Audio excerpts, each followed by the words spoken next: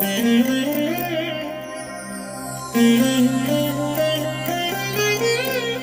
దినం పరము నుండి దిగివచ్చు మాట, ఇది నీ జీవితానికి వెలుగుల బాట, నీ ఒడిలో ఉంచబడిన దీవెనల మూట, అద్భుతాల ఆనంద ఊట.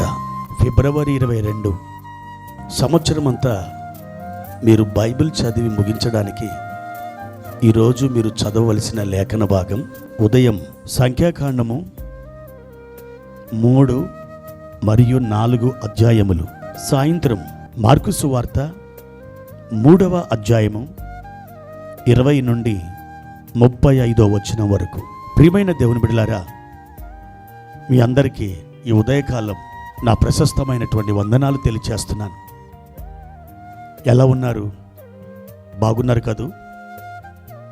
ప్రభు యొక్క హస్తం ఈరోజు నిశ్చయముగా మీ మీదికి దిగి వస్తుంది. ఆయన మీరు కోరుకున్న త్రోవలో మిమ్మలను అద్భుతంగా నడిపించి మీకు జయమును ప్రసాదించునుగాక. ఆయన కృప ఎల్లప్పుడూ మీరు అనుభవించుదురుగాక. క్రీస్తునందు దేవుని బిడ్డలారా, ఈ ఉదయకాల సమయంలో పరిశుద్ధాత్మ దేవుడు ఈ దినం మన కొరకు ఏర్పాటు చేసిన వాక్యాన్ని చదువుకుందాం. యోహాను సువార్త 14వ అధ్యాయము 1వ వచనం. మీ హృదయమును కలవరపడనీయకుడి, దేవుని యందు విశ్వాసముంచుచున్నారు, నా యందును విశ్వాసముంచుడి. ప్రియమైన దేవుని బిడ్డలారా, సాక్షాత్తు మన ప్రభువుని యేసుక్రీస్తు వారు మాట్లాడినటువంటి మాటల్ని మనం చదువుకున్నాం. నా యందును విశ్వాసముంచుడి. ఎందుకు ఆయన యందు విశ్వాసముంచాలి? ఆయన మన దేవుడు గనక, ఆయన మన ప్రభు గనక, ఆయన మన క్షేమాన్ని కోరువాడు గనక, ఆయన మన భవిష్యత్తును ఎరిగి ఉన్నాడు కాబట్టి ఆయన యందు మనము విశ్వాసముంచాలి. మన జీవితానికి ప్రారంభం ఆయనే, మన జీవితానికి అంతము ఆయనే. ఆయన ఆదియు ఆయన అంతమునై ఉన్నాడు. ఆయనను నమ్మిన వారు ఎక్కడ ఏ కాలంలో ఎవ్వరు కూడా ఓడిపోలేదు. అందుకే ప్రభు అంటున్నారు, నా యందును విశ్వాసముంచండి. మీరు ఎవరెవరి యందున విశ్వాసముంచుచున్నారు? మీరు అపజయం పాలవుతున్నారు, మీరు నిరాశపడిపోతున్నారు, మీరు ఓడిపోతున్నారు, మీరు మోసపోతున్నారు. నా ప్రియ బిడ్డ, నీవు ఈ దినం నా యందు విశ్వాసముంచు. ఎంత చక్కటి ఆహ్వానం, ఎంత చక్కటి మాట ప్రభు నీకు సెలవిస్తున్నారో వింటున్నావా?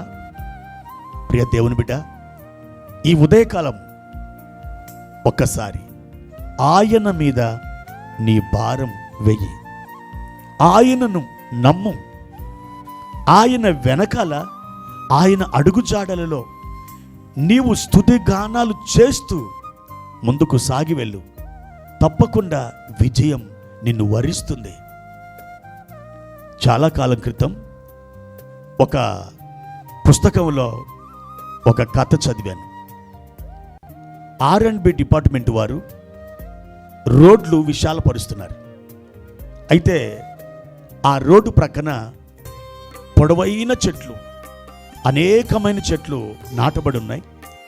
ఆ చెట్లు నరుకుతున్నారు, రోడ్లు విశాలపరుస్తున్నారు.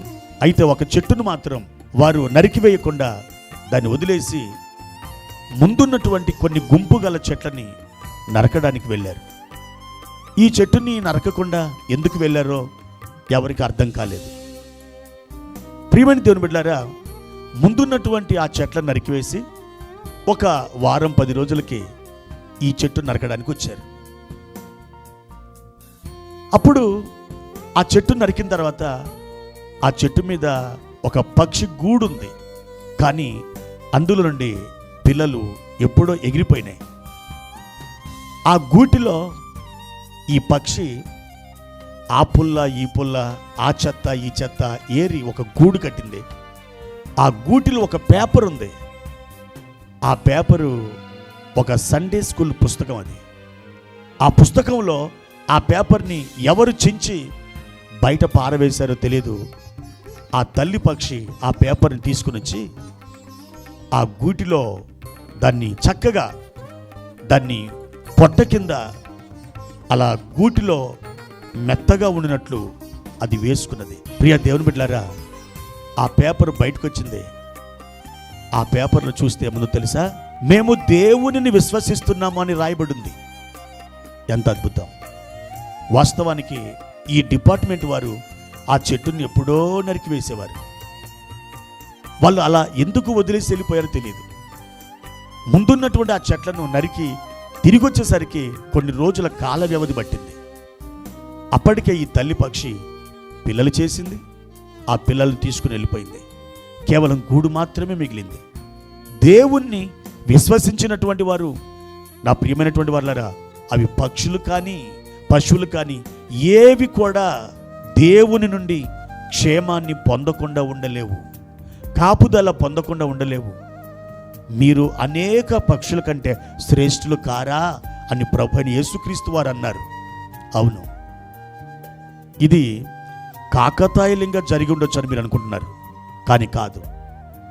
దేవుణ్ణి విశ్వసిస్తున్నాము అనే పేపర్ ఆ పక్షులకి అందులో ఉన్నటువంటి వాక్యం తెలియకపోయినా అర్థవంతంగా సందర్భానుసారంగా ప్రభు ఆ మాటని ఆ పక్షి పిల్లల పట్ల నెరవేర్చారు. ఈరోజు నువ్వు దేవుణ్ణి గనక విశ్వసిస్తున్నట్లయితే, నీవు దేవుణ్ణి గనక నమ్ముతున్నట్లయితే నీకు క్షేమం కలుగుతుంది. ఆయన నిన్ను సమృద్ధి గల చోటుకి తీసుకుని వెళ్తాడు.